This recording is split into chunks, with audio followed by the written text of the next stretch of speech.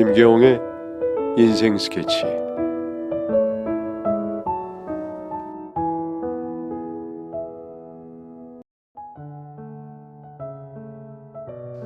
결혼해서 잘 살았는데 혼자 되시고 나서 언젠가부터 사람들과 벽을 쌓았는지 에휴 짠하지 뭐.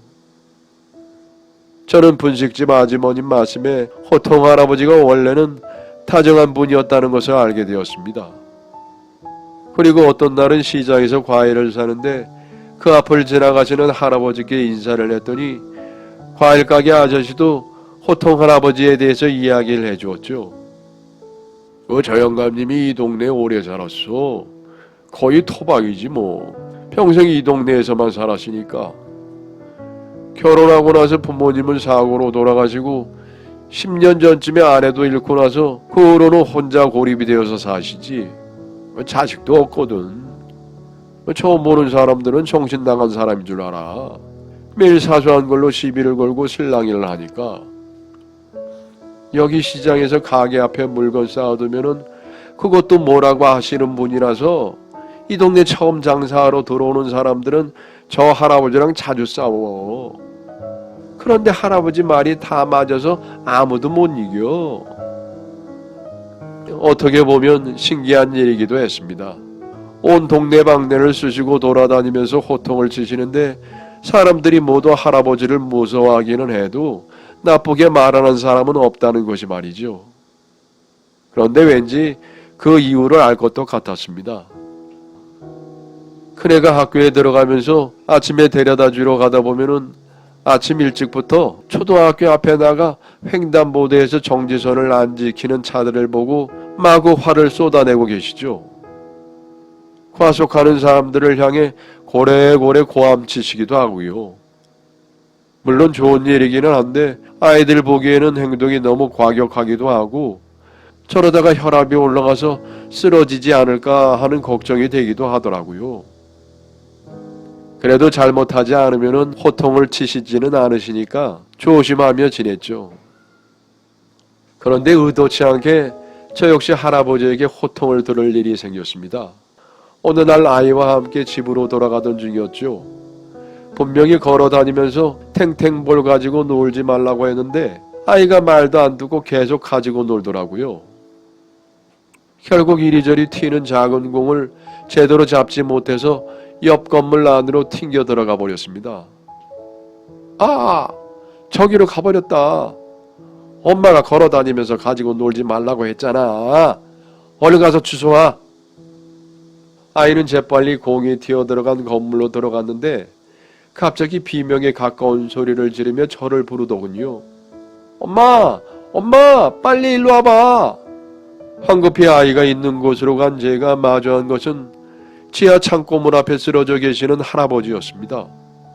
저는 즉시 주머니에서 핸드폰을 꺼내서 119를 불렀죠. 전화로 응급조치를 알려주시는 소방관의 설명대로 할아버지의 상태를 살피면서 구급차를 기다렸습니다.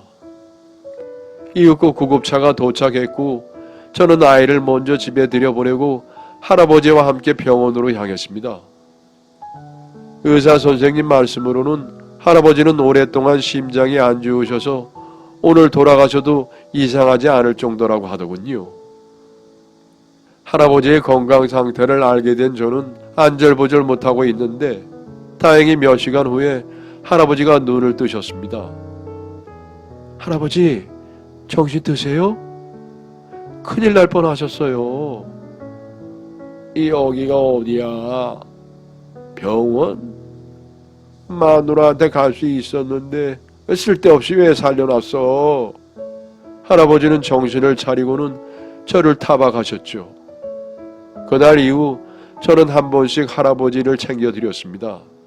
물론 좋으신 분이라고 생각했지만 그 일이 있고부터는 특히나 마음이 쓰이더라고요. 그래서 반찬을 하면은 작은 통에 넣어서 나눠드리기도 하고 시골에서 친정 부모님이 먹을 것을 보내주시면 갖다 드리기도 했어요. 그럴 때마다 잔소리는 덤으로 들었지만요. 비닐에 싸지 말어. 통에 넣었으면 됐지. 뭘 또 비닐로 싸. 아 맞다. 맞네요. 제가 실수했네요. 누가 들으면 받아놓고 왜 저러냐고 생각할 수도 있겠지만 제가 듣기로는 고맙다고 말하기는 쑥스러우셔서 구박 아닌 구박을 하시는 걸로 들리더라고요. 반찬통 돌려주시면서 맛 괜찮다고 가끔 말해주시니까요. 어머니도 제가 할아버지를 챙겨드리는 것을 아시고는 그래 한 번씩 챙겨주거라 불쌍한 노인네야 하셨습니다. 그래서 일주일에 두세 번은 먹을 것을 챙겨드리게 되었죠. 그런데 어느 날 시골로 내려가신 친정부모님이 감자와 고구마를 많이 보내주셔서 이웃들에게 조금씩 나눠드리고 할아버지 댁에도 가져가 초인종을 눌렀는데 평소 때라면 시끄럽다면서 벨도 살살 누르라고 화내시면서 나오셨을 텐데 오늘은 초인종을 몇 번을 눌러도 조용하시더라고요. 순간 할아버지가 쓰러져 계셨던 그날이 생각났어요. 그리고 의사 선생님의 말씀도 생각이 났죠. 할아버지가 돌아가셨을지도 모른다는 생각이 초인종을 미친 듯이 누르고 문을 두들겼습니다. 탕탕탕. 할아버지, 할아버지 계세요? 띵동 띵동 띵동. 몇 분 동안을 난동을 부리니 그제서야 이제 잠에서 막 깬 얼굴로 할아버지가 나오시더군요. 물론 무척 화가 나 보이는 얼굴로 말이죠. 왜 난리야? 아니 문 다 부술 거야? 죄송해요. 아니 무슨 일 난 줄 알고 저 이거 시골에서 감자하고 고구마를 보내주셨는데 나눠드리려고 가져왔어요. 꾸중은 들었지만 마음은 놓였습니다. 순간 아직 이 잔소리를 들을 수 있구나 하는 생각이 들어 안심이 됐습니다. 그리고 챙겨온 감자와 고구마를 드렸죠. 비닐에 담아가면 또 뭐라 하실까봐 종이 가방에 담아갔더니 이번에는 받아들고 알았다며 그냥 들어가시더라고요.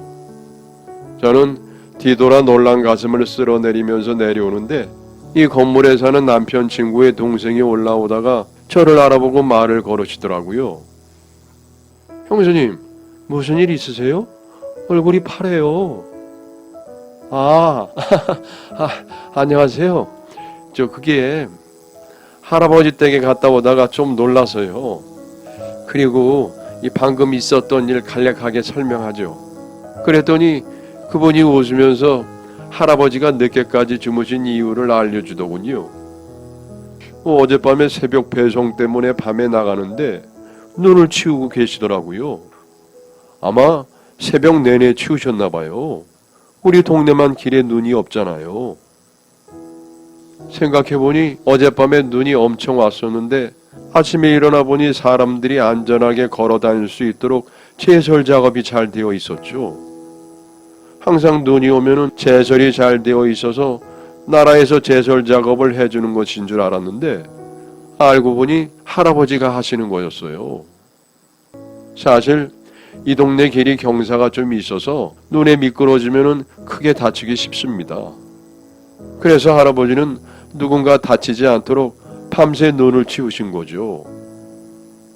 직접 보지 않았어도 할아버지가 간밤에 얼마나 고생을 하셨는지 알 것 같더군요.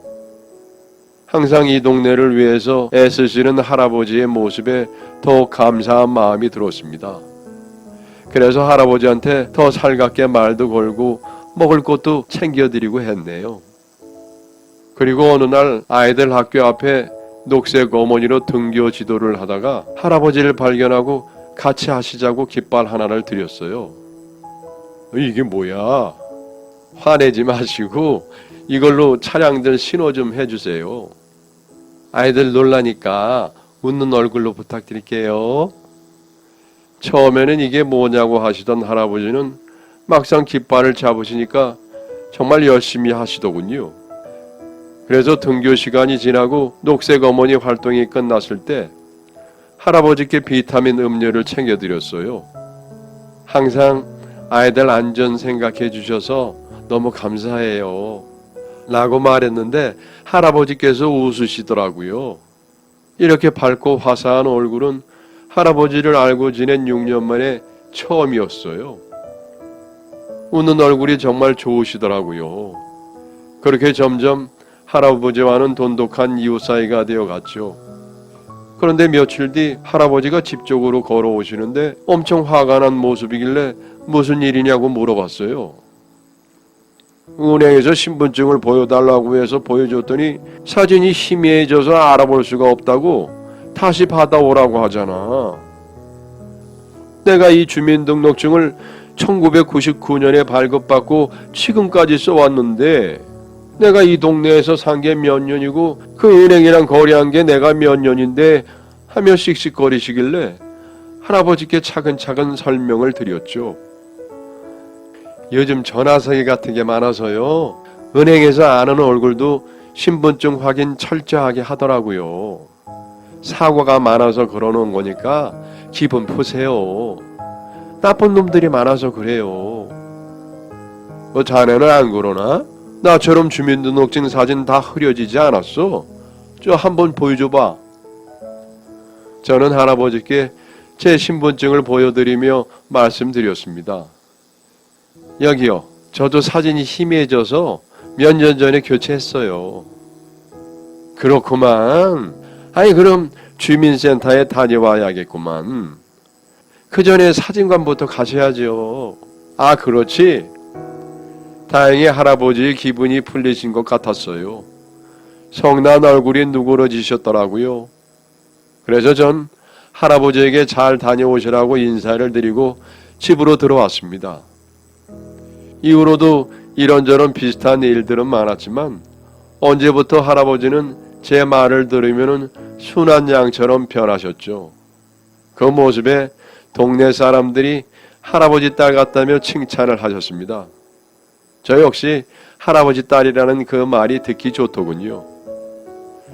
그리고 몇 달 뒤 아이들의 방학 기간이 되어서 온 가족이 친정에 가서 시간을 보내기로 했고 가기 전 할아버지께 반찬을 만들어 드리며 일주일 있다가 올 거라고 인사를 드렸죠. 그래 잘 다녀와. 몸 조심하고 계세요. 화 많이 내지 마시고요. 내가 아무데나 화를 내. 낼 만한 곳에 내는 거야. 아이고 알았어요. 다녀올게요. 하고 오랜만에 친정 부모님과 여유로운 시간을 보내고 돌아왔는데 할아버지가 안 보이시더군요. 그래서 친정에서 가지고 온 과일을 들고 찾아가 배를 눌렀죠. 하지만 외출 중이신지 인기척이 없더군요. 어디 가셨나? 하며 계단을 내려왔습니다. 사실 조금 걱정이 되기는 했지만 지난번처럼 배를 막 눌렀다가는 또 화를 내실 것 같아서 그냥 집으로 돌아왔죠. 그리고 저녁에 반찬 좀 만들어서 갖다 드려야겠다고 생각을 하고 장 보러 갈 채비를 하고 있는데 저희 집 초인종이 울렸어요. 인터폰을 보니 난생 처음 보는 사람이더군요. 누구세요?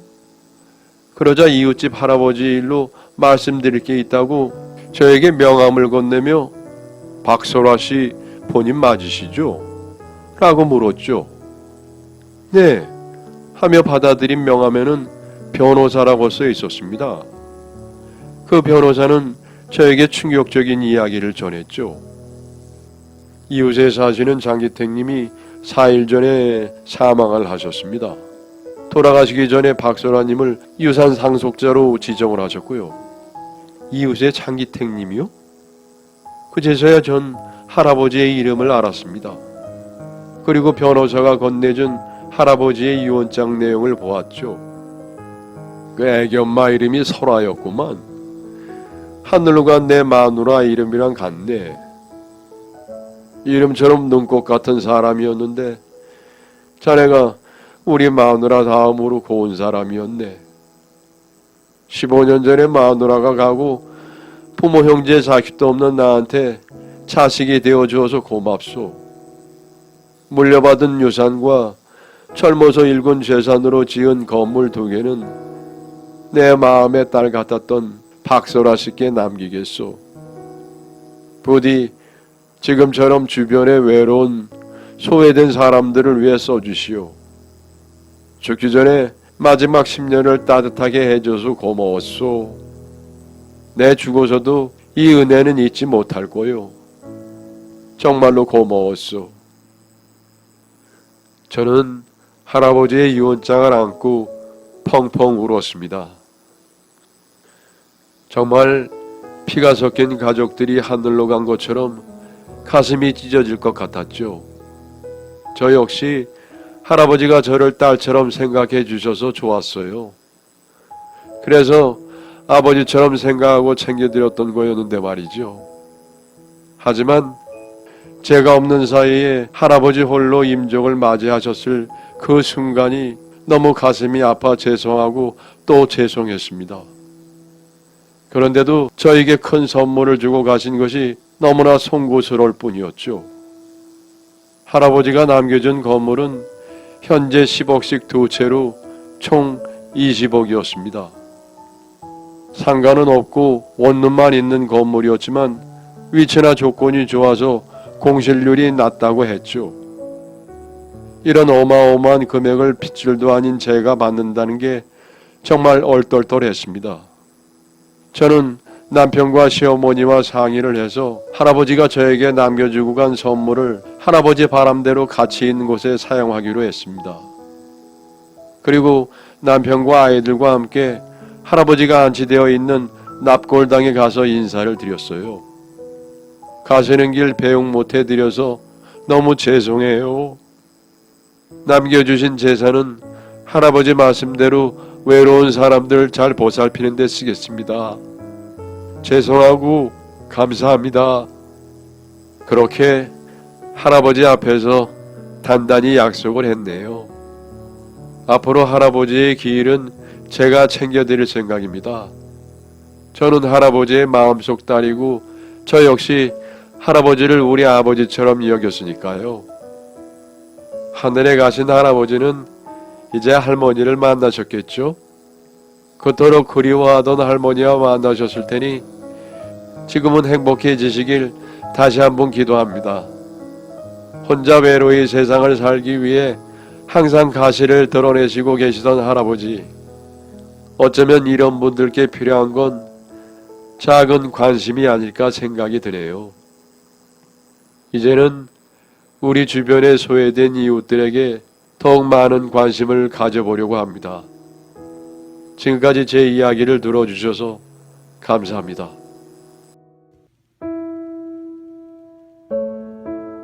여러분의 사연을 기다리고 있습니다. 내용은 제한이 없고요. 구독과 좋아요는 저에게 큰 힘이 됩니다.